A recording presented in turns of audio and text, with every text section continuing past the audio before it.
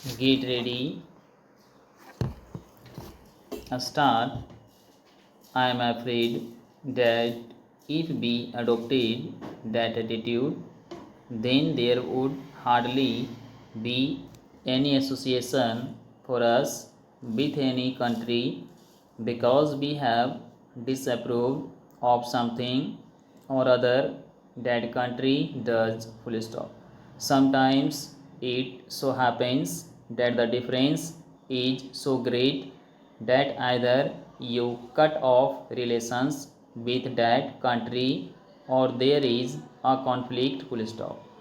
Some years ago, the United Nations General Assembly decided to recommend to its member states to withdraw diplomatic representatives from Spain because Spain was supposed to be a fascist country. Full stop. I am not going into the merits of the question. Full stop. Something that question comes up in that way. The question has come up again and they have reversed that decision and left it to each member states to do as it likes. Para. Take any great country or a small country and see what this means. You do not agree with everything that the Soviet Union does. Therefore, why should you have representation there? Or why should you have a treaty of alliance in regard to commercial or trade matters with it? Full stop. You may not agree with some policies of the United States of America, therefore, you cannot have a treaty with them. Full stop.